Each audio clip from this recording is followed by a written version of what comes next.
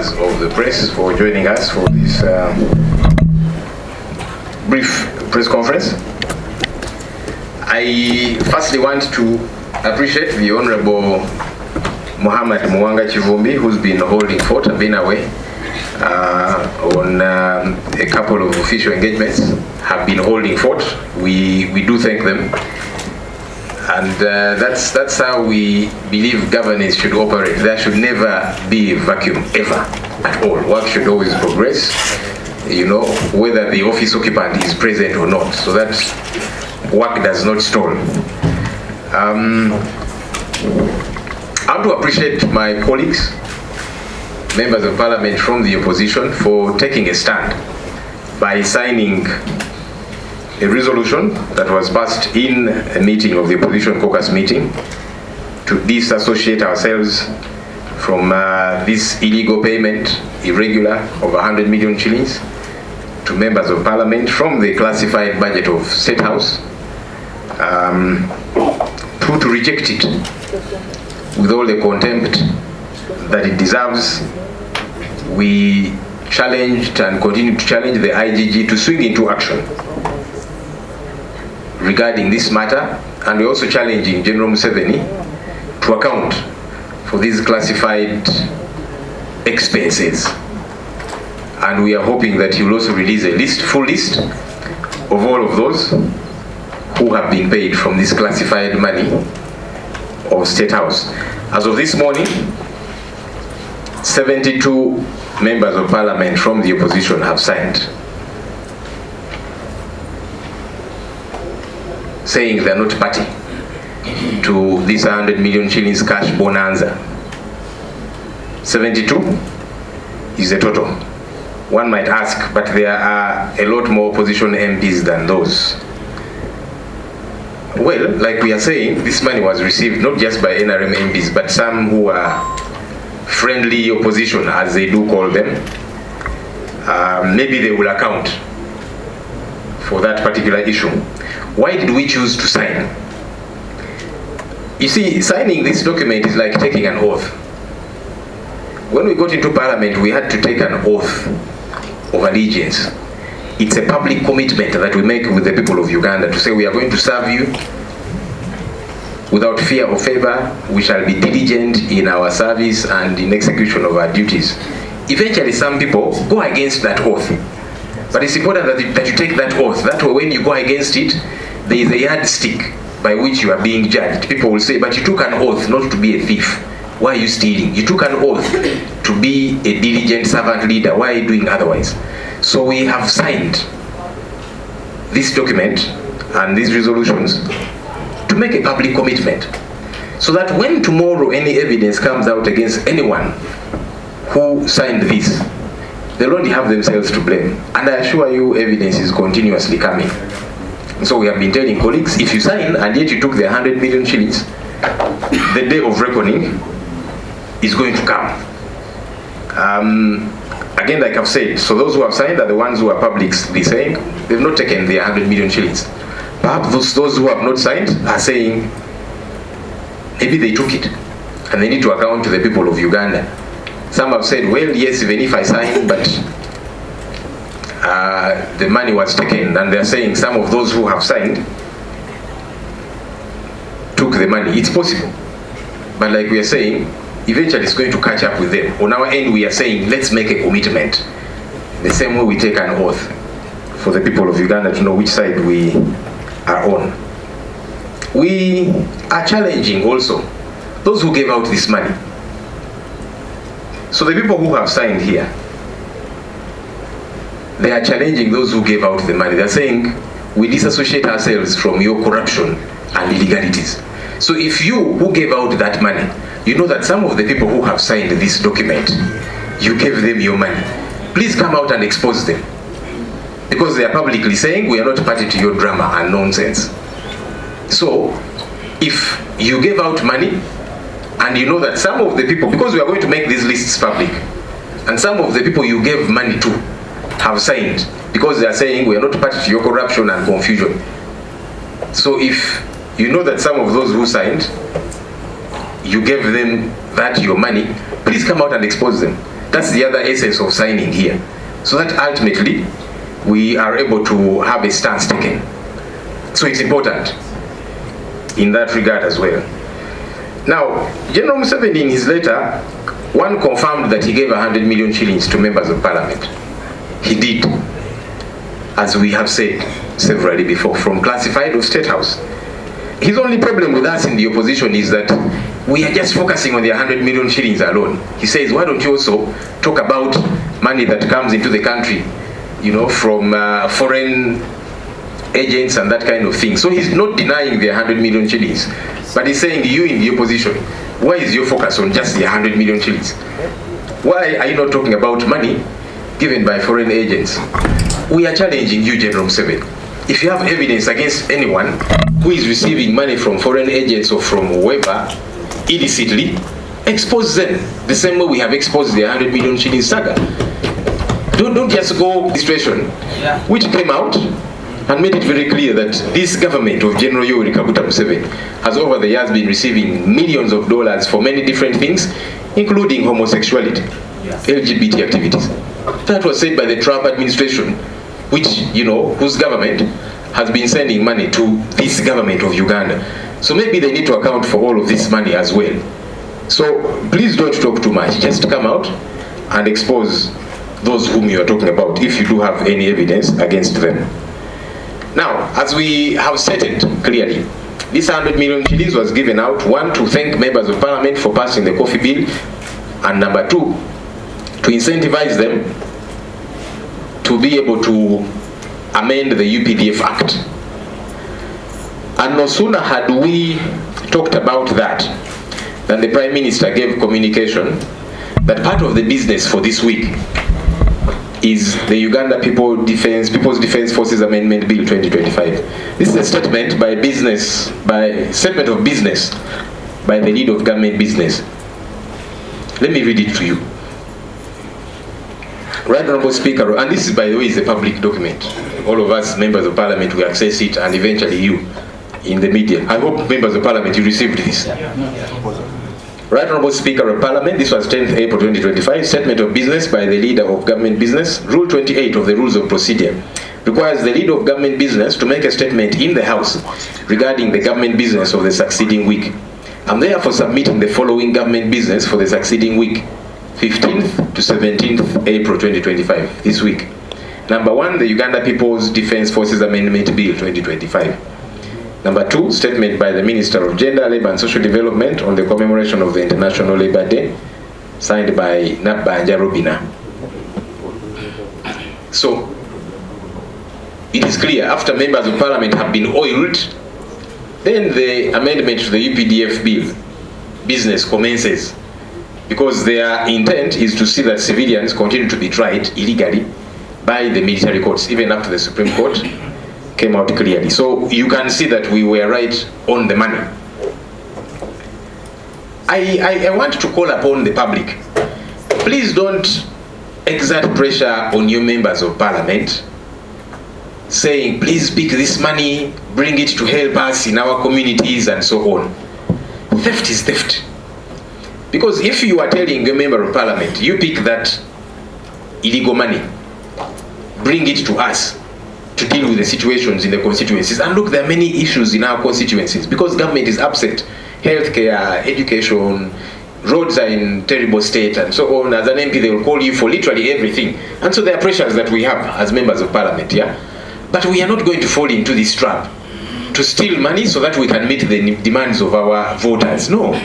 Because then, shall we have the moral authority to challenge corruption by government? Because everyone who steals in government steals for a reason. They steal either to take their child to a good school, they steal to put up a business to help them as a family, some steal, yes, to give money to voters and so on. So should we also now be stealing so that we can meet the needs of the voters? Because these same voters who are putting you under pressure are the same ones who will call you out when you're caught in a corruption saga. So the public, please don't exert pressure on your MPs and colleagues. Let's not give in to these pressures, because wrong should be wrong. Besides, who is going to audit now that stolen money? That if you pick it, you go and do what you do in your constituency. How are you going to account for it? And to who? It doesn't make sense at all.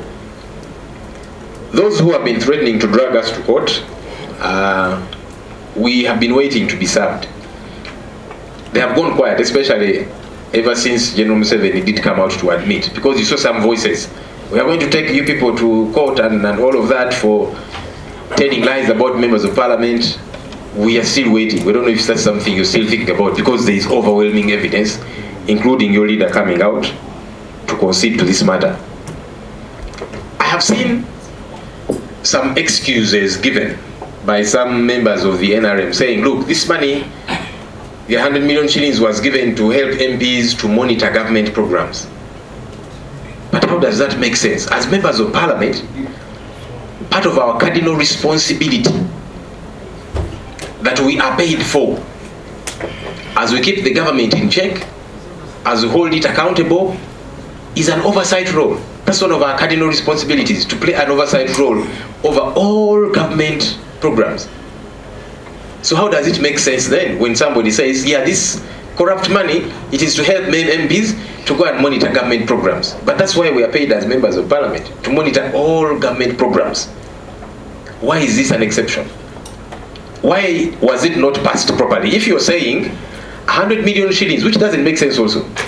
Each parish is given 100 million shillings as parish development model. Now you're giving MPs 100 million shillings to go and monitor these 100 million shillings. And the 100 million shillings to the citizenry is meant to be refunded. The 100 million shillings given to members of parliament is a token. It's not meant to be refunded at all. I don't know how these things make sense to those that are justifying them. PDM per parish. Let's also pass 100 million shillings to thank our MPs so that they go and do very wonderful work out there and that kind of thing. Why did you not bring it? Why is it being done through classified? ALINA emirimu gyakwasaganya olw'okubeerawo akaseera kesibaddeewo nekifo opposition whip n'abadde ali ku mirimu emirala emitongole, naye emirimu gino sigala nga gitambula.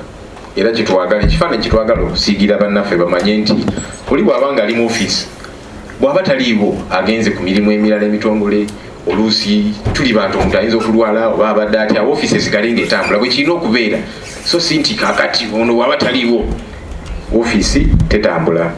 Neneebaza ne bannange abazze bayimirira ku mazima ne bagaana ensonga eno y'emiliyoni 1,000 ekikyamu ekitategeerekeka. Ffe twasalawo nti kye tugenda okukola ku miliyoni 1,000 zino enkyamu, twayisa ekiwandiiko okusookera ddala nga tuvumirira okuwa ababaka miliyoni 1,000 okuva mu classified budget ya State House. Ekyokubiri nga tugamba ffe tuzigaana kubanga sente zino nkyamu. Ekirala netugamba IGG olinze eki okunoonyereza ku nsonga zino. N'ekirala General Museveni nga tumugamba nti kakati twagalawo we accountability ya classified eno ya State House. Baani bewadde sente ne lisi gifulumye eggwanga litegeere era nalwaki, kubanga ffe tugamba nti miliyoni kino 1,000 nga bwenja okubannyonnyola ziweereddwa ababaka mu bukyamu. Emikono amakya ga leero tuwezezza 72 gy'ababaka aba opposition abatadde emikono ku kiwandiiko kino nga bagaana sente zino enkyamu. Lwaki twasayininga? Tugamba okusayininga kulinga kuba kirayiro. Abantu batulonda nga tunayingira parliament tusooka kuba kirayiro. Juzi Honorable Nalukoola yakuba ekirayiro nga tannatandika mirimu gye. Abantu yesi bakulonda naye oba olina sooka kuba kirayiro otandika okukakkalabya enjijo. Kakati kuba ekirayiro oba owa obweyamo eri abantu nti nja kubaweereza bulungi emirimu gyange nja gikola bulungi. Weewaawo abantu abamu bakuba ekirayiro naye ne bava ku birayiro bye bakubye. Ekirayiro ekyo kiyamba abantu ne bakujjukiza juzi enkeera nti walayira tujja kuweereza bulungi, kakati ng'oli mu kubba abantu ng'obayisa bubi wava ku kirayiro kyayinze kuno tetwazifunye. Kiba kitegeeza nti obujulizi bwe bunaavaayo era obujulizi bungi bukyajja mujja kuba mubulaba ng'oli yasayininga naawe nakuba ekirayiro n'agamba nti ze sente ezo nzigaana nzivumirira era saazijjaayo. nate obujulizi ne buvaayo nga sente wazifuna. Ojja kuba olina okunnyonnyola abantu lwaki wakuba ekirayiro n'osayininga ng'oli mu kwebuzaabuza. Kiba kitegeeza abataasayininze, kubanga mu opposition tuli ababaka abasukka mu 100 abamu tebaasayininze. Oba oliawo nga bagamba owaye saagala kwetantala, nja kusayininga obujulizi buveeyo sente nazifuna, lwaki mba nesayiningisa. Naye eyasayininga nga yazijjayo obudde bujja kukya. Bannayuganda bategeere n'ensonga endala lwaki twagambye nti kaakati katusayininge. Tusoomooza abo abaagabye sente zino, kubanga gwe yagabye sente bw'onoolaba omuntu gwewawa sente zo nga yatadde omukono ku kiwandiiko kye, mwanike, vaayo omulabisa ogambe naye gundi namba eno bweti ne bweti, sente wazifuna twazikuwa n'obujulizi buno. Lwaki ate kakati osayininga ekiwandiiko ng'otuvumirira otuyita ababbi naki? Yensonga endala lwaki twagambye tusayininge. Tusoomooze abo abagaba sente nti kakati muveeyo. Omuntu yenna bw'abanga yasayininga ng'ate wamuwadde sente zo, vaayo omwanike. Yensonga endala lwaki twatadde emikono gino. General Museveni yavuddeyo mu bbaluwa gye mwalaba ng'ayomba kusookera ddala yakkiriza sente zino miliyoni 10 ezaweebwa ababaka. Teyazeegaana. Agamba naye kakati obuzibu bwe yali alina naffe ab'opposition, agamba naye mu ab'opposition kati muli ku miliyoni 10 muziremeddeko, lwaki temwogera ku bino ebirala? Tazeegaana, azikkiriza. Naye kirala kyeyagambye nti kati lwaki tetwogera ku bino ebirala, simanya sente eziveeyo ebunaayira ne ziweebwa abantu abamu. Tukusoomooza General Museveni ngaffe bwe twavuddeyo ne twanika ensonga eno ey'emiliyoni 10, bw'obanga olina obujulizi ku muntu yenna afuna sente mu mikono egitali mituufu, vaayo omwanike. Mu kifo ky'okwogera ennyo n'owandiika amabaluwa naki, kaakati wandika ebbaluwa gy'onoddako okuwandiika ogambe nti ono n'ono baafuna sente bwe ziti, obujulizi buno kyetulindiridde, mu kifo ky'okuvaayo nga oyomba buyombi. Naye ekirungi nti miliyoni 10 zo teyaziganye. Of course buli omu kyamanyi nti gavumenti ya Museveni esinga okufuna sente okuva mu mawanga ag'enjawulo. Trump, obukulembeze bwa Trump mu America bwavuddeyo juzi ne butegeeza buli omu nti gavumenti ya Uganda nezeefuna buwanana ku nsonga ez'enjawulo nga mwotadde ne sente ez'ekisiyaga. Eno gavumenti ya General Museveni. Ate nga twagala accountability ku nsonga ezo, kuba tebannavaayo na kukyogeramu ku byegaana. Ne Trump ne banne abakulembeze ba America baga nti kakati zino sente twazisazeeko bulijjo Uganda zeefuna obutitime n'obutitime bw'ensimbi okujja okwasaganya ensonga ez'ekisiyaga. Gavumenti etubulire sente ezo zaali zaki exactly era nga zikola ki? Twagala accountability ku nsonga eyo. Ekirala 10 zaweebwa okusookera ddala okwebaza ababaka okuyisa coffee bill. Mwalaba twagirimu ne bakuba ne bajjako amataala, bannamawulire ne babasiba wansi eri mu conference hall n'ebirala ne bakola efujjo erya buli kika. N'okutegeka ababaka okubateekateeka nti ennongoosereza mu UPDF Act bw'enaaba ezze bagiyise mu bwangu okulaba nti abantu ba bulijjo basigala nga bakaligibwa kooti z'amagye. Era twali twakamala okwogera ebintu ebyo ne tufuna information eri public n'amabaluwa ffenna tugafuna. Prime Minister ng'awandiikira Speaker wa Parliament ku business eya wiiki eno, era ebimu ku ebyo gavumenti by'ereeta mu Parliament eno wiiki eno, the Uganda People's Defence Forces Amendment Bill 2025 eri kuno bagireeta wiiki eno nga bamaze okuwa ababaka akasente. Kati ekikulaga nti byetubadde twogerako bituufu. Abamu abatandise okuteeka ababaka ku kazito, bana sente ezo muzifune muzireete ffe zituyambe mu bitundu byaffe, tulina ebizibu bingi. Bane temuteeka ababaka bammwe mu katego, temubateekako pressure eyo, kubanga zino sente nkyamu, sente nzibe. Kati mwona ogamba omubaka wandiyeese ebizibu bingi eyo gye tuva, kubanga gavumenti yo teriiyo. Kati abantu mubaka gwe balabanga gavumenti gwe wajja otutuukirira ku buli kimu. So pressures tulina nyingi ng'ababaka, naye tugamba nedda tugenda kutwala sente nzibe nti olwokubanga twagala kukwasaganya nsonga zimu mu bitundu byaffe. Nedda zino sente nkyamu, sente nzibe. Tulina nabo ogenda ziwa accountability, mb'ozigyeyo ng'omubaka ani agenda okuziwa auditinga zino sente nzibe. Sayinsibwa zitya nga zigenda kukola ki? So tuleme kuteeka ababaka ku pressure, kuba tuba tugenda batomeza. Enkeera gw'ojja okubanga oyanika omubaka nga bamukutte mukubba sente, kubanga buli abba sente abeera n'ensonga lwaki azibba. Abamu babba batwala abaana ba masomero amalungi, bazimbe ebizimbe, bakole buli omu abeera n'ensonga lwaki abeera bba. Kati oyinza tugamba nti kati ensonga lwaki tubbe ssente zino tujje tukwasaganye ensonga ezimu mu constituencies zaffe. Ekyo tetugenda kikola. Babalabe nga bagamba bagenda tutwala mu kooti olw'okubawaayiriza, kati naabe baasirise era General Museveni ng'avuddeyo nakkiriza ssente zino. Tetumanyi bakyali ku ki. Naye ng'Omuganda bw'agamba naazina takumba.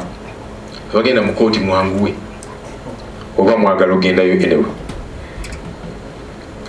Waliwo bye twalabye abamu nga bagamba nti kakati ssente zino za kuyamba babaka ogenda emirimu gya gavumenti eza parish development model. Ekyo kya bulimba kubanga ng'ababaka emu ku ezo ensonga ezitusasuza omusaala kulondola mirimu gya gavumenti bwemu ku buvunaanyizibwa bwe tulina. Kyovudde olaba tusasulibwa omusaala okujja wano tuteese weekend tugenda mu bitundu gye tuva okuwayamuko n'abalonzi n'okulondola emirimu gya gavumenti. Ogwo omusaala tugufuna ne allowance ezi. Kati kino lwaki bakoze ekyenjawulo? Kyanjawulo ki? Ate nga n'amakulu tegaliimu kubanga buli parish buli muluka baguwa milioni 100. Ate nga ssente ezo balina okuzikomyawo. Naye kati noga nti n'ababaka buli omu tumuwe milioni 10. Ate ezo zaabwe talina nazikomyawo. Tekikola makulu n'akamu n'akatono. Gavumenti ku classified budget. Emyaka 5 egiyise financial years, classified budget zaakasaasanyibwa ku classified buli obutabalika trillion 16 n'obutundutundu 8, 16.8 trillion. Kiba kitegeeza nti buli mwaka classified on average buba obutabalika 3 n'obutundutundu 3, 3.3 trillion shillings. Ezo sente zikola ki bannange?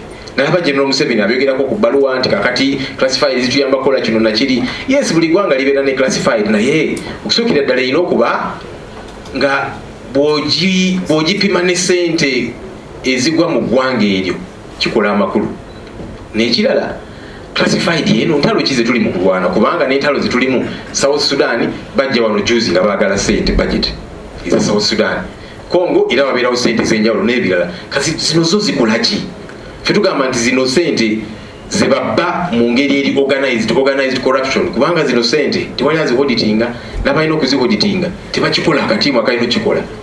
Kati zino sente zebabbiramu sente z'omuwoomusolo, bino ebintu bya classified. Era kyovudde olaba tugamba twagala proper accountability ku nsonga zino. Mwebale nnyo bassebo ne bannyamu. Dominic, why don't we handle that another time?